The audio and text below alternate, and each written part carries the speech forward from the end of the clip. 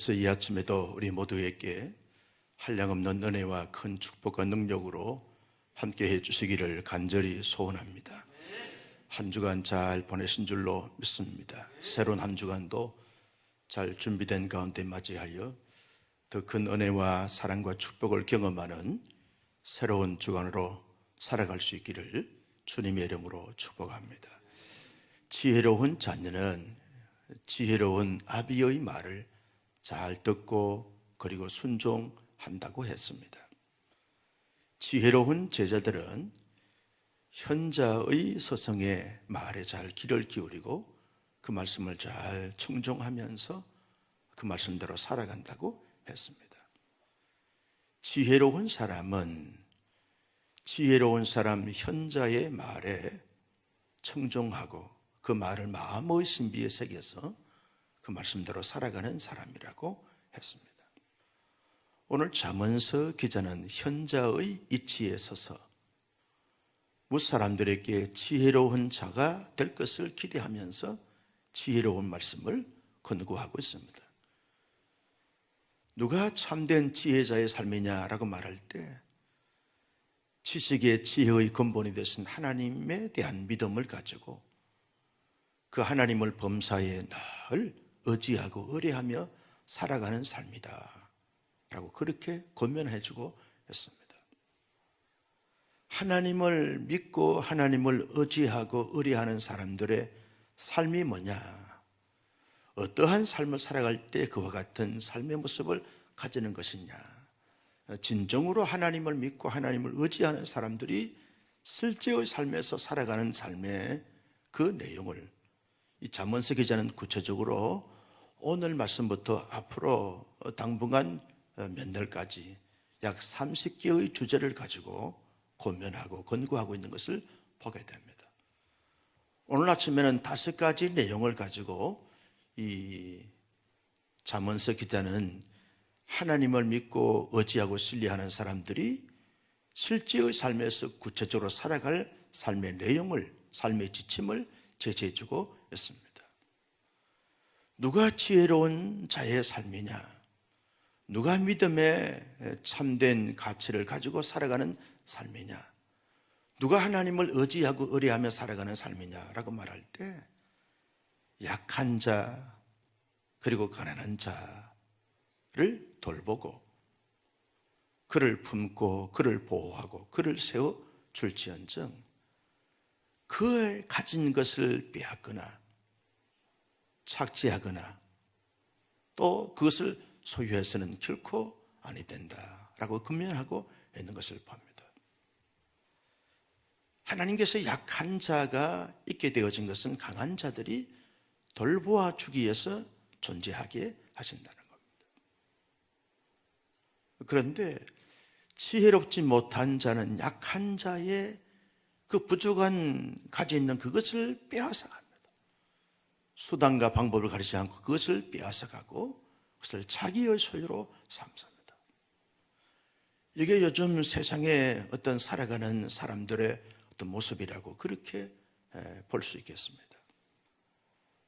열심히 중소기업에서 개발하고 발휘하고 그러면서 좀 버텨내면 대기업에서 그것을 아주 이렇게 뿌리채 뽑아버리는 이런 부분들이 기업에서 많이 볼 수 있게 된다는 것입니다.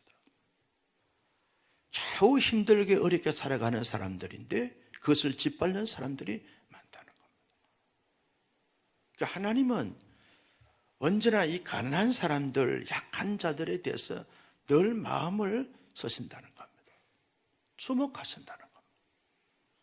여러분, 예수님께서 이 땅에 오셔서 실제 삶 속에서 살아가실 때 언제나 병든 자들, 가난한 자들, 소외계층의 사람들. 예수님이 왜 나사렛에서 살았습니까? 나사렛은 가난한 사람들, 천민들이 주로 살았던 지역입니다. 그들에게 진정한 예로와 친구 되어주기 위해서, 그들을 살펴주기 위해서, 우는 자들과 함께 울고 웃는 자들과 함께 웃기 위해서 예수님은 그와 같은 사역을 하셨던 것을 보게 됩니다. 여러분, 복음서의 내용에 보면 예수님은 어떤 왕들이나 고위급에 있는 사람들이나 부유한 자들에 대한 어떤 사역보다는 지극히 가난하고 소외되고 고아 가부들 병든 자들을 돌보시면서 구속의 사역을 펼쳐가셨던 것을 보게 되었습니다.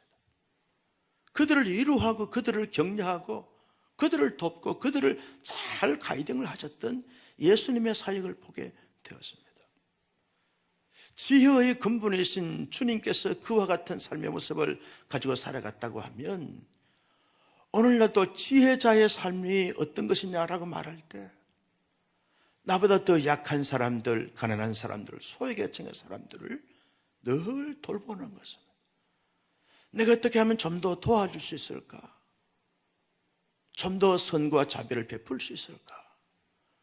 우는 자들과 함께 어떻게 하면 좀 더 울어줄 수 있을까? 약한 자들의 마음을 헤아리면서 소리 소문 없이 돕고 격려하고 지지하고 응원하는 이런 삶의 모습과 자세를 가지는 것이 이게 지혜자의 삶이라는 것. 여러분, 참된 하나님의 그 믿음을 가지고서 믿음의 가치로 모든 것을 보고 대하면서 살아가는 사람들의 삶, 전능하신 하나님, 전지하신 만왕의 왕 되신 하나님을 전적으로 의지하고 의뢰하고 신뢰하며 살아가는 사람들은 모든 것에 대하여 부유함을 가지신 그 하나님께 나의 약함을 내려놓고 도움을 구하면서 하나님의 도움을 받으면서 살아가는 사람들이 이 땅에서 하나님과 우리의 관계의 원리를 가지고 우리가 하나님의 어떤 그 이치에 서서 약한 사람들을 돕고 격려하고 이렇게 세워주는 이와 같은 삶의 원리가 이 세상 속에서 나타나야 한다는 거죠. 이게 지혜자의 첫 번째 삶의 원리고 모습이다. 그렇게 말씀하고 있습니다. 여러분, 우리가 내가 어떤 이 땅에서 잘 되고 형통하고 승승장구하는 것 대단히 좋은 것이고 귀한 것이고 놀라운 축복이죠. 그런데 더 성숙한 자의 삶의 모습은 사방을 돌아보는 것입니다. 주님의 마음과 지선을 가지고 돌아보면서 격려하고 지지하고 돕고 섬기며 베푸는 이것이 진정한 주님의 원하시고 바라시고 기대하시는 삶의 모습이고 원리다. 예수님이 실제 그와 같은 삶의 모습을 가지고 살았던 것입니다. 나는 우리 온사랑교회 성도님들이 힘들고 어려운 그런 시기를 우리가 보내고 있지만 우리보다 약한 자들, 소외계층의 사람들, 눌린 사람들, 이런 사람들을 돌아보고 격려하고 지지하고 협력하는 하나님의 사람들이 다 될 수 있기를 주님의 이름으로 축복합니다.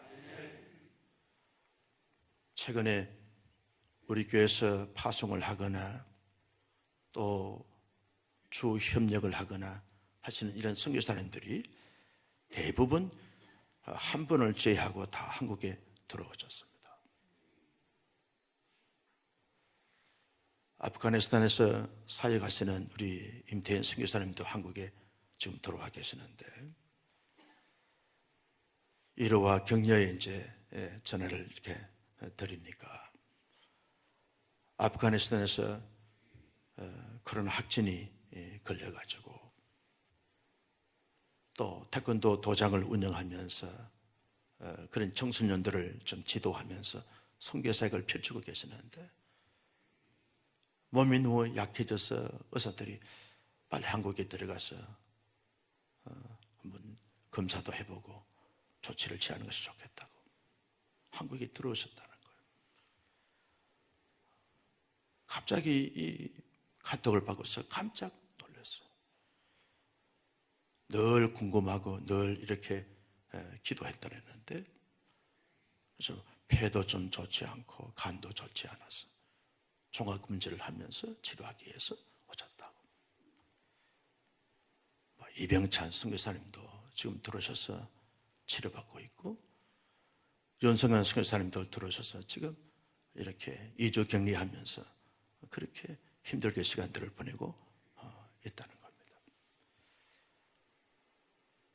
하나님께서 이런 이 코로나 체제 속에서 선교사님들이 힘들고 어렵고 약한 부분들을 가지고 오셨는데,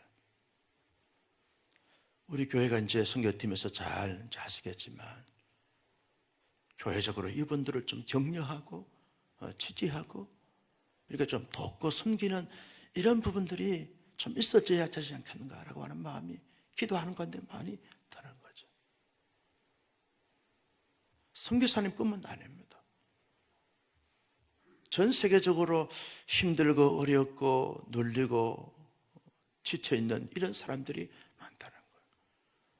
우리가 기도의 이 내용, 중보 기도의 어떤 내용을 가지고 기도할 때 보다 더 그와 같은 사람들을 위해서 하나님의 은혜와 긍휼과 자비와 은총을 베풀어 달라고 간절히 기도함으로 말미암아 참된 지혜자의 삶의 모습을 가지고 살아가는 우리 모두가 되실 수 있기를 예수님의 이름으로 축복합니다.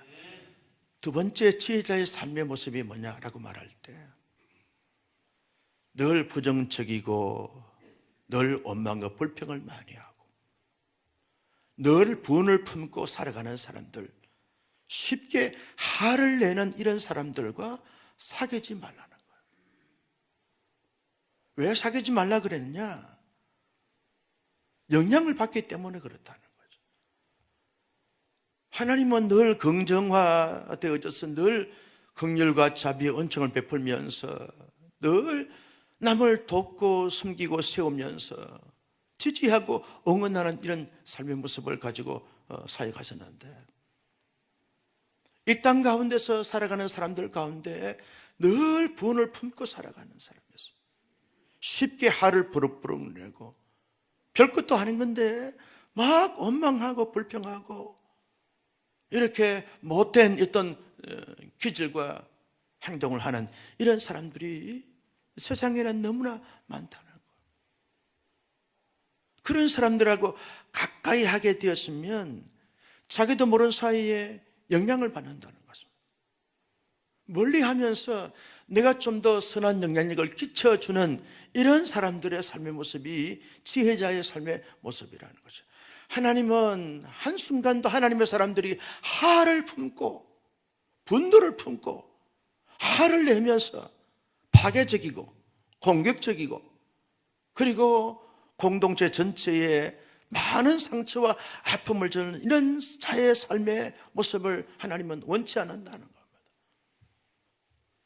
여러분, 하나님과 우리 사이에 화평을 이루시기 위해서 예수님이 인간의 몸을 입고 이 땅에 오셨습니다. 평화의 도구가 되어주셨습니다.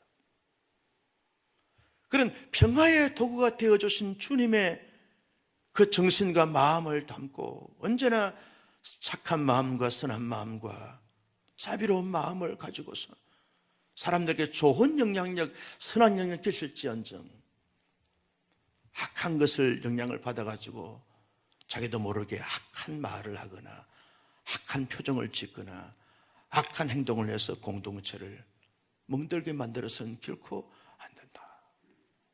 이게 지혜자의 삶의 모습이고 자세라는 겁니다. 여러분, 예수님의 마음이 어떤 것입니까? 나는 온유하고 겸손하니 내게 와서 배우라는 거예요. 온유한 마음과 겸손한 마음이라는 겁니다. 때때로 우리 선교사들의 모임을 가보면 별것도 아닌데 막 해자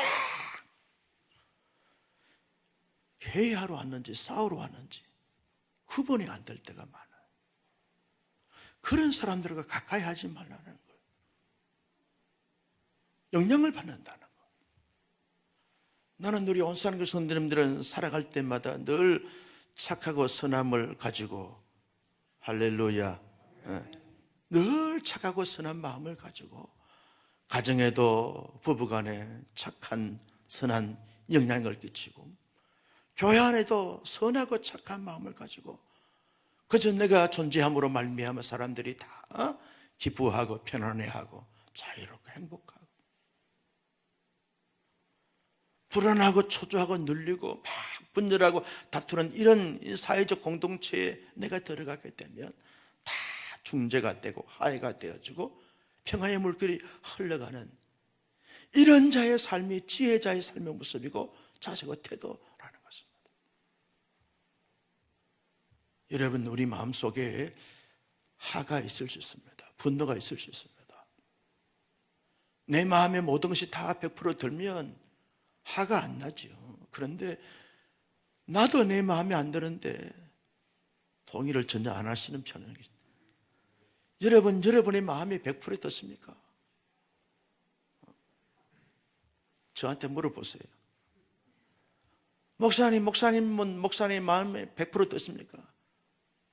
천만의 꽁떡입니다.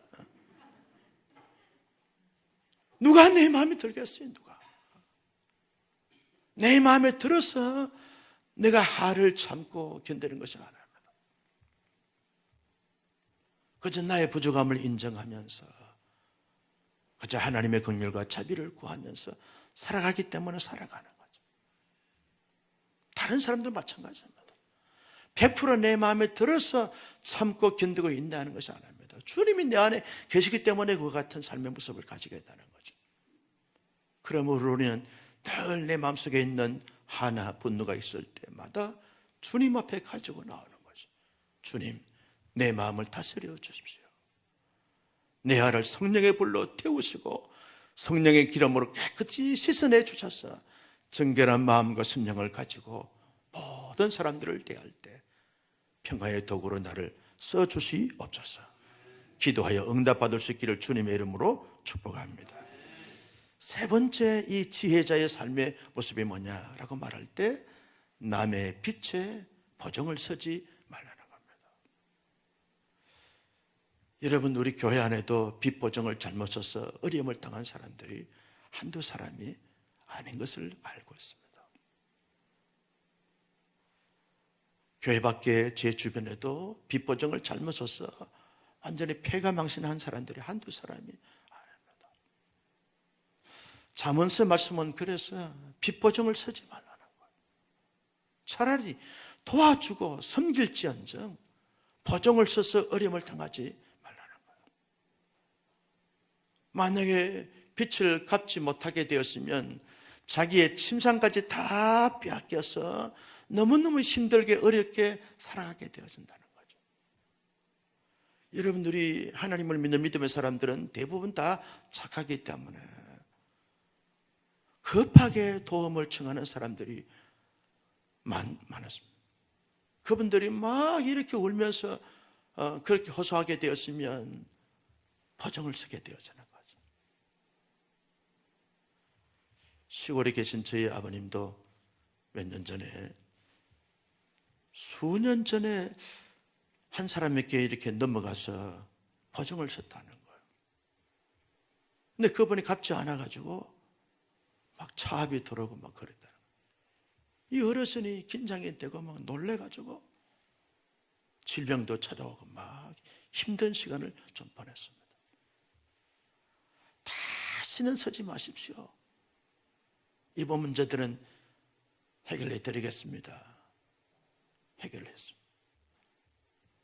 근데 또 약하시니까 또 주변의 사람들이 자꾸 악용을 하니까 서게 되어진다는 거예요. 여러분, 하나님의 사람들이 착한 것하고 빛보정 서는 것하고는 여러분, 이게 관계를 지으면 안 된다는 거예요. 분명한 자기 기준이 있어야 된다는 거예요. 차라리 보정을 서는 것이 아니라 도와주라는 거예요. 만약에 감당할 수 있고 만약에 빛보정을 섰는데 그 빛을 갚지 않아도 내가 감당해 줄 수 있는 이런 능력이 되어지면 설 수 있겠지만 그렇지 않게 되어지면 서지 말라. 도와주고 격려해주고 나눠주고 베푸질지언정 빛보정을 서지 말라. 잠언서 기자가 자기의 삶의 경험을 토대로 해서 우러나오는 진정한 고백이고 권면이고 권고라는 것입니다. 지금까지 어떻게 살아오셨는지 다 잠재하고 앞으로의 삶은 빛보정을 서지 않는 우리 모두가 될 수 있기를 주님의 이름으로 축복합니다. 네 번째, 이 삶의 원리가 뭐냐라고 말할 때 이웃의 소유를 탐내지 말라는 거예요. 여러분, 옛날에 이 팔레스타인 지역에는 땅을 분배할 때 그 자기의 땅이 구획 정리가 되어지면서 지게색이 다 표시가 되었습니다. 여기까지 나의 땅이다 표시가 되는데, 악한 사람들은 상대방에게 허락도 받지 않고 지게색을 조금씩 옮겨간다는 거예요. 자기 소유를 좀 더 확보하고 확대하게 되어진다는 것입니다. 이것이 그것을 탐내기 때문에 지게색을 자꾸 옮기게 되어진다는 거죠. 여러분, 시골에 보면 이 등기가 제대로 나지 않았기 때문에 담이라든지 지게색을 자꾸 옮겨서 그렇게 하다가 청량을 하게 되었으면 이것이 옮겨졌는가 옮겨지지 않는가라고 하는 것이 확연하게 드러나게 되었으면, 그때부터 이웃이, 그렇게 가까이 살던 이웃이 철천지 원수가 되어지는 것을 많이 보게 되었습니다. 논도 그렇고 집터도 그렇고 그렇다는 거예요. 하나님의 사람들은 지게색을 자기 마음대로 자기 욕심과 욕망대로 옮겨서는 안 된다는 거예요. 왜? 하나님 앞에 선한 양심과 착한 양심을 가지고 정직과 진실함을 가지고 살아가야 한다. 이게 지혜자의 삶의 모습이라는 거죠. 하나님은 항상 정직한 자들은 더욱더 빛나게 되어지고 세워지지만, 불의한 자들, 불법을 자행하는 사람들은 반드시 하나님의 그 청량주울에 재임을 당하게 되어진다는 거죠.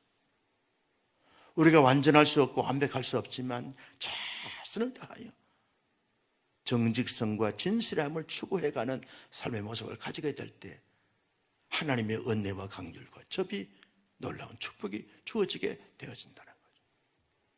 마지막으로 이 지혜자는 우리에게 지혜로운 자의 삶의 모습이 뭐냐라고 말할 때, 자기에게 맡겨진 그 일에 대하여 충성을 다하고 실력이 있고 능력이 있는 자가 되어져서 왕 앞에 설 수 있는 그런 자가 되어져야 한다.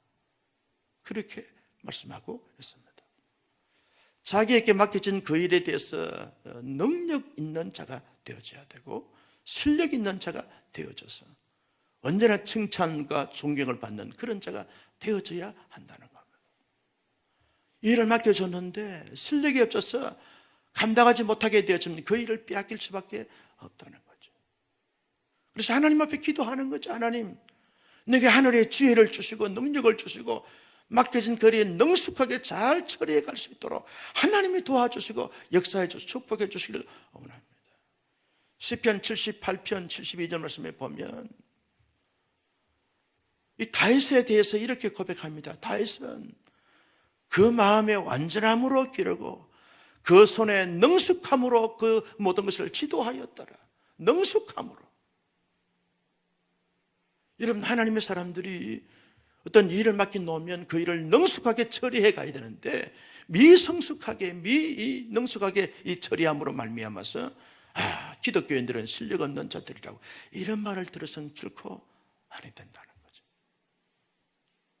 그래서 끊임없이 실력을 쌓고 실력을 발휘하고 능숙하게 모든 일을 처리해 가야 한다는 거죠. 제가 이 말씀을 보면서 많이 찔렸어요. 그래서 기도했어요. 하나님, 목회를 해도 능숙하게 하게 없어. 능숙하게 목회할 수 있도록, 설교를 해도 능숙하게 할 수 있도록. 여러분들이 아멘을 안 해주니까 좀 어려운 거예요. 성경 공부를 해도 능숙하게 성경 공부를 잘 인도해서 성도들을 잘 영적으로 세울 수 있도록 하나님이 도와주옵소서. 개인적인 기도의 제목이었습니다. 여러분, 가정생활도 보니까 능숙하게 가정생활을 해야지, 능숙하지 못해서 부부관계가 힘들어지고 뒤틀리고 상처를 주고 아픔을 주는 자들이 얼마나 많은지 몰라요. 직장에서도 능숙하게 그 일을 처리함으로 말미암아 그분이 계셨어야 되는데, 그분 때문에 우리 회사가 복을 받았는데, 우리 온사랑교회가 능숙하게 사역함으로 말미암아 이 지역사회의 온사랑교회 때문에 복을 많이 받았습니다. 이런 말을 들을 수 있는 교회가 될 수 있기를 주님의 이름으로 축복합니다. 여러분,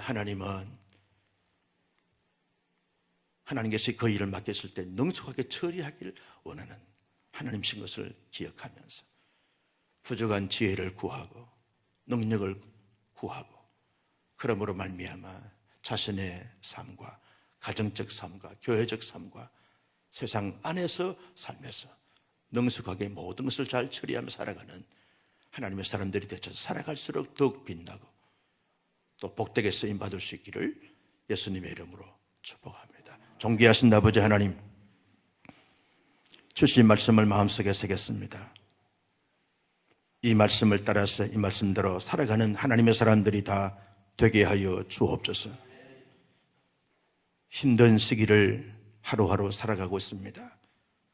때마다 시마다 성령과 은혜로 충만하게 하시고 하늘의 지혜와 능력으로 함께해 주셔서 모든 것을 능숙하게 잘 감당해 갈 수 있도록 은혜 위에 은혜를 더하여 주옵소서. 언제나 어디서나 무엇을 하든지 우리 주님과 동행하면서 주님의 뜻을 잘 이루어드릴 수 있는 멋진 하나님의 사람들, 사역자들이 되게 하여 주옵소서. 귀한 예물 드렸습니다. 1,000번째 감사 예물 드렸습니다. 홀로 받으시고 영광을 거두시며 더할 수 없는 큰 은혜와 축복과 능력으로 함께하여 주시옵소서. 오늘 결혼하는 우리 장로님의 가정의 결혼식에 하나님께서 기름 부어주시고 충만하게 해주셔서 성스럽고 은혜로운 결혼식이 될 수 있도록 하나님이 복을 나리어 주옵소서. 내일 거룩한 생일입니다.